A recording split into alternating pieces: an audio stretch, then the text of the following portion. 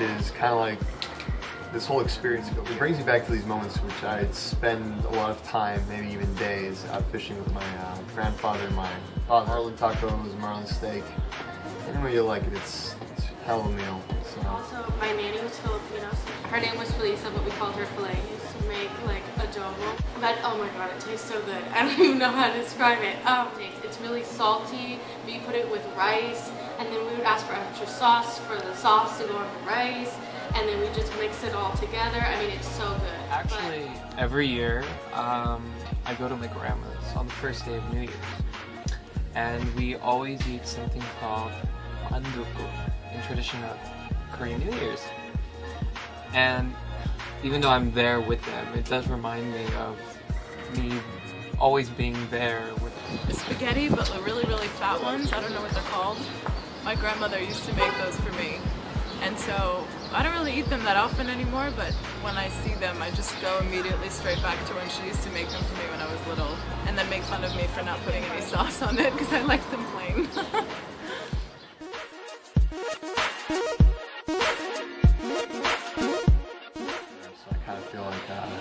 Just the sound of reels and water slapping against the yacht or the boat. That's always the stuff that I kind of hear first when I imagine. You probably hear her voice. Her like yelling something in the background. All you hear are birds chirping. But it's not like the annoying like 8 a.m. chirp, it's like the kind of nice spring. My grandma's laugh. Definitely. She would always laugh at me.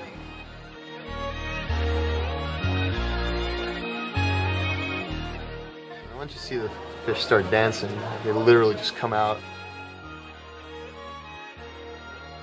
When they come out, there's like this spray, this amazing spray of water. It's just, I don't know, it's just like the force of the animal coming out. It's incredible. It's spectacular.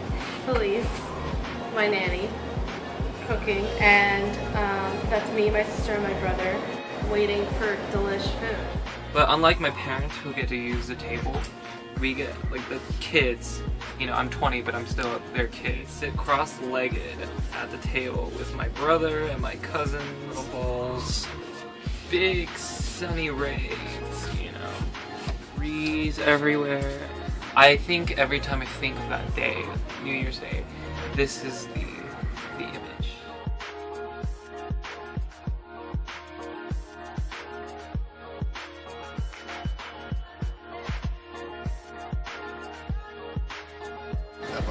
This is how I would describe it in an image. That's my grandmother, and that's me with my bowl of pasta.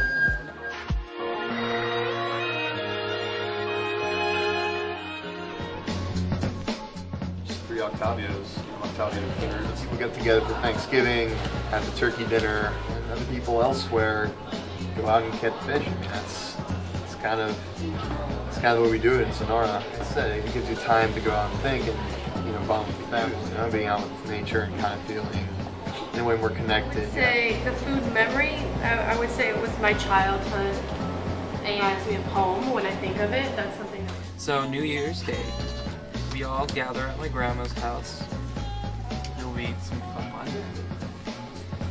which consists of salt and mandu, and alongside with punch. But what I like most about the memory of eating that is you're with your family, and even though we all live in California, it's just hard to meet up with them. So, you know, this is like the obligatory time where we just come together, sit down, cross-legged, a 20-year-old on the floor.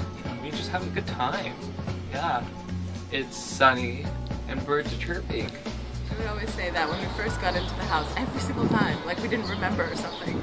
My house is very small, but it's full of love, so we'd always go, and then she would boil the pasta, and we would go into the little dining table, and there were just, it was like the classic grandmother's house. It had that smell. It was very, you know, dated furniture, like, and things were kind of old and falling apart, but there were just pictures of us everywhere, and sort of that a plastic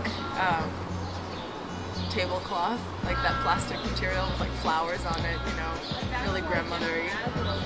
And then she would bring out the big bowl of pasta, put me and my brother these huge bowls, probably way too big for what we were supposed to be eating. Put the cheese on the table for my brother, not for me. And then we would just sit and we would talk and we would make jokes. I guess that's why her laugh is the sound I would associate with it. She was always laughing.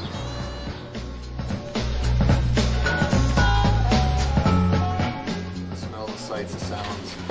Like I'm starting to remember when you asked me, the sounds I remember. And yeah, definitely the reels kind of going wild and splashing in the waves, stopping and ask yourself, what is it that really helps me capture this moment that I was in? And yeah, it's a lot nicer to look back and kind of know what helps you remember these things so well, or what strikes you as important, or maybe something I might impressionarte, I suppose.